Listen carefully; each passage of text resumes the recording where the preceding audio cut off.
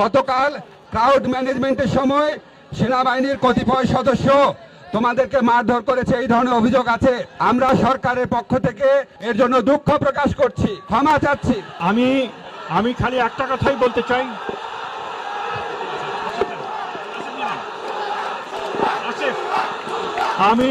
তোমরা যে 6 দফা দাবি জানিয়েছো সেটার সাথে আমরা সম্পূর্ণ একমত। এটা অত্যন্ত যৌক্তিক দাবি। তোমরা যে যৌক্তিক দাবি জানিয়েছো, প্রথম যারা প্রকৃত যারা নিহত হয়েছেন, আমাদের ছোট সন্তানরা যারা তোমার আহত হয়েছেন, তাদের সংখ্যা রেগুলার আপডেট করা হবে। তোমাদের স্কুলের মধ্যে তথ্য কেন্দ্র স্থাপন করা হবে। আজকে তথ্য কেন্দ্রে তোমাদের যে বর্তমান ছাত্র আছে, অ্যালামনাই আছে, তাদের প্রতিনিধিরা থাকবে, তারা এখানে আছে।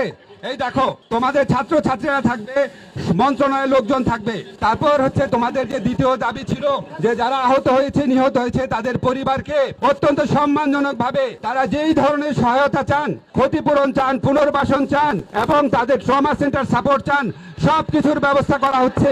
এই ঘটনার জন্য যে যদি কারো কোনো দায়িত্ব থাকে, এটা বিমান বাহিনীর পক্ষ থেকে তদন্ত কমিটি গঠন করা হয়েছে।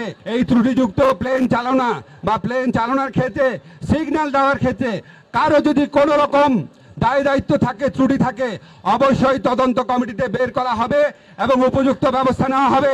আমরা সরকারের পক্ষ থেকে বিমান বাহিনীকে জানিয়ে দেব যে এইরকম জনবহুল এলাকায় স্কুলের উপর দিয়ে যাতে কোনোভাবেই বিমান বাহিনীর প্রশিক্ষণ বিমান যাতে এখানে তাদের প্রশিক্ষণ না নেয়, যাতে তারা এই এলাকা থেকে সরে যায়, সেটা আমরা অবশ্যই বিমান বাহিনীকে জানিয়ে দিব। এটা কমার্শিয়াল প্লেন, এটা ভাবা কমার্শিয়াল প্লেন, আমরা বিমান বাহিনীকে জানিয়ে দিব।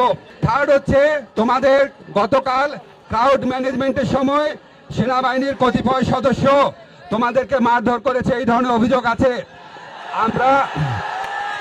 আমরা সরকারের পক্ষ থেকে এর জন্য দুঃখ প্রকাশ করছি, ক্ষমা চাচ্ছি এবং এই ব্যাপারে উপযুক্ত পদক্ষেপ নেওয়ার জন্য সেনা কর্তৃপক্ষকে আমরা জানিয়ে দিচ্ছি। আমরা আশা করি যারা শক্তি প্রয়োগ করেছে, সেনাবাহিনী অবশ্যই তাদের চিহ্নিত করবে এবং তাদের ব্যাপারে উপযুক্ত পদক্ষেপ নেবে এবং তোমাদের কাছে ক্ষমা চাবে। অবশ্যই আমরা এটা আশা করি। এরপরও তোমাদের যদি আরো কোনো কিছু, আরেকটা কথা, আমাদের শিক্ষামন্ত্রী এখানে উপস্থিত আছেন, তিনি জানিয়েছেন তোমাদের যে 24 তারিখের পরীক্ষা স্থগিত করা হয়েছে। এরপর আমাদের এখানে একটা পার্মানেন্ট অভিযোগ কেন্দ্র থাকবে, তথ্য কেন্দ্র থাকবে। তোমাদের যা যা দাবি থাকবে তোমরা জানাবা। তোমাদেরকে এখন শিক্ষামন্ত্রী তোমাদের উদ্দেশ্যে বলবেন। আমি খালি একটা কথাই বলতে চাই,